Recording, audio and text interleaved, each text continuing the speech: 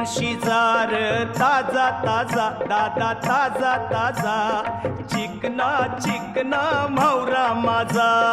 घेऊन शिजार ताजा ताजा दादा ताजा ताजा चिकना चिकना म्हावरा माझा घेऊन शिजार ताजा ताजा दादा ताजा ताजा चिकना चिकना म्हावरा माझा घेऊन शिकार ताजा ताजा दादा ताजा ताजा चिकना चिकना म्हावरा माझा